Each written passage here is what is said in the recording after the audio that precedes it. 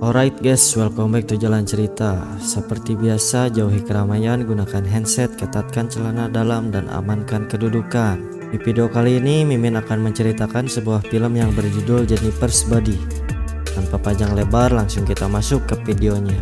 Di awal film, kita melihat seorang wanita yang memakai baju ormas oranye yang selalu menjadi pemberontak. Dia memiliki masa lalu yang cukup kelam, dan itu membuatnya selalu hilang kendali. Kita berpindah ke 2 bulan sebelumnya. Di sini kita melihat idol kesayangan kita, Megan Fox, yang berperan sebagai Jennifer, dan wanita berkacamata yang bernama Needy. Setelah selesai eskul, Jennifer mengajak Needy untuk mengunjungi acara band ntar malam.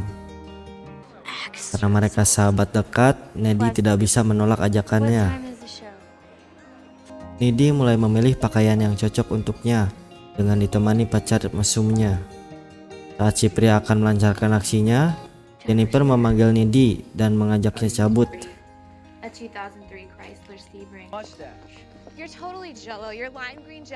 Setelah sampai di sana, Jennifer banyak digoda oleh pria-pria hidung belang. Megan Fox nih bos, senggol dong.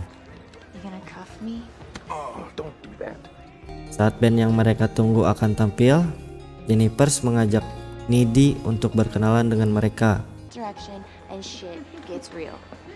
Saat acara sedang berlangsung, tiba-tiba muncul percikan api dan membuat orang-orang di sana kocar-kacir. Saat klip itu terbakar, dengan santainya pria hidung belang mengajak Jenny ke mobilnya dan membawanya pergi. Tapi tidak dengan Needy. Dia tidak ingin hal yang buruk terjadi pada dirinya. Saat Needy sudah berada di rumah, dia menelpon pacarnya, dan siapa sangka Jenny pun sudah ada di rumah Needy, tetapi dengan perilaku yang aneh. Dan bahkan dia memuntahkan cairan hitam dari mulutnya. Di saat Needy akan menelpon pacarnya, Jenny mendorongnya kemudian kabur entah kemana. Keesokan harinya, Jenny bertemu dengan Needy, tapi seperti tidak terjadi apa-apa. Jenny dengan lempengnya hanya mengucapkan belasungkawa atas kejadian semalam di klub. Setelah selesai pelajaran, Jenny mengunjungi Jonas, teman dari Craig yang meninggal di klub semalam. Dengan nakalnya dia menggoda lelaki bongsor tersebut. Jenny mengajak Jonas ke tengah hutan, dan terjadilah aksi kecup mengecup antara mereka.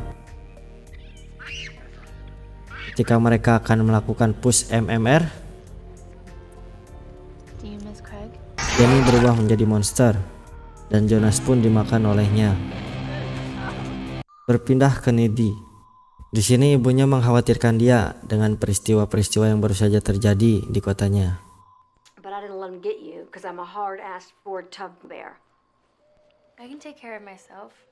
Malam harinya Needy menemui Chip di rumahnya. Chip memberitahu bahwa Jonas telah die. Saat mereka sedih atas kepergian Jonas, Needy menawarkan untuk menghangatkan Chip karena tubuhnya terasa dingin. Esokan harinya, Jennifer diajak jalan-jalan oleh Colin. Namun Jenny menolaknya. Setelah diberi masukan oleh Needy, akhirnya dia membuka hatinya dan balik mengajak Colin untuk ke rumahnya.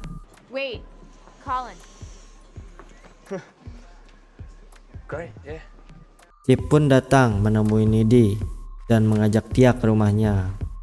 Yang jomblo bisa apa ya kan? Malam yang indah bagi mereka pun tiba.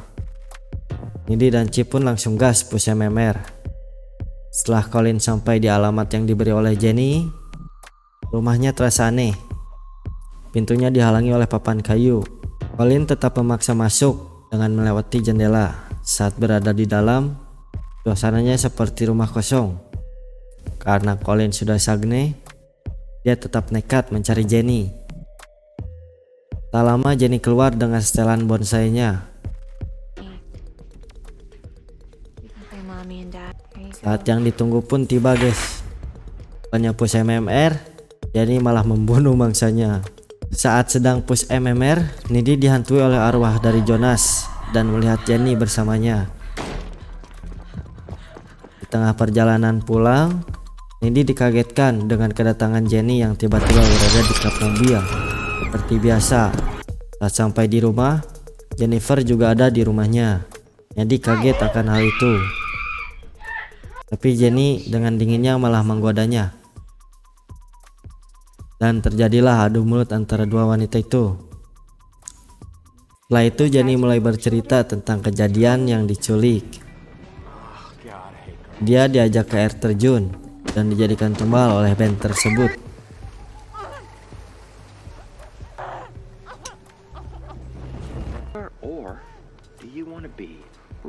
Dan dia memperlihatkan kepada Needy, jika dia kenyang, dia tidak akan bisa disakiti. Needy aneh akan hal itu dan mengusir Jenny dari rumahnya.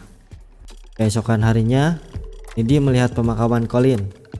Dan setelah itu dia melakukan riset paranormal untuk menghentikan kematian-kematian yang aneh di kotanya.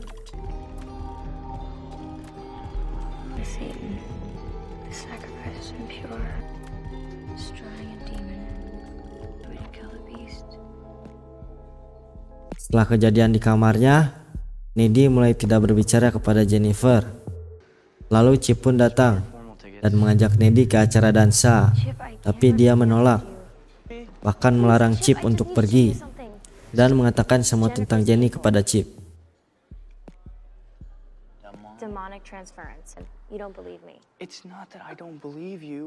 Pada malam harinya, Chip tetap berangkat ke pesta dansa dan Needy datang hanya untuk mengawasi Jennifer. Di tengah perjalanan, Chip bertemu dengan Jenny. Dan seperti biasa dengan ciri khasnya sebagai bonsai, dia memutarbalikkan fakta dan membuat Chip mempercayainya. Dan terjadilah adu mulut antara mereka, guys. Needy mulai memikirkan Chip, lalu dia bergegas menghampiri rumahnya. Tapi dia tidak ada di rumahnya. Needy panik dan mulai mencarinya.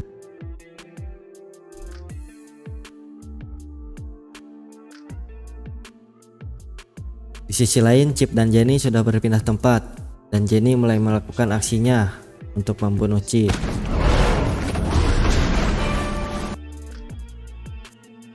Tak lama kemudian, Needy pun datang dan menghentikan aksi Jennifer yang tengah melukai Chip. I am not insecure, needy. God, that would be insecure. I was the snowflake queen. I go both ways. Jenny kabur setelah berhasil dilukai oleh Chip dan Needy. Setelah itu Chip menghembuskan napas terakhirnya. Needy tak tinggal diam. Setelah kejadian itu, dia membalaskan dendamnya kepada Jenny.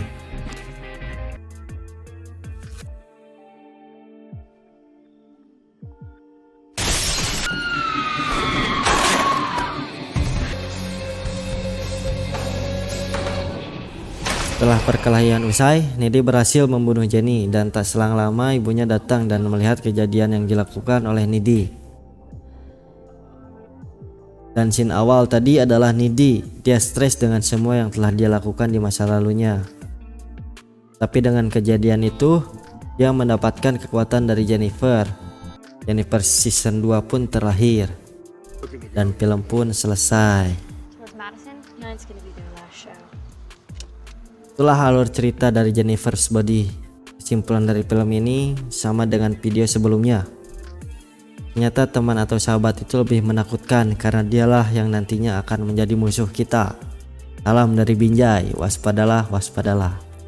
Terima kasih sudah menonton, sampai jumpa di next video.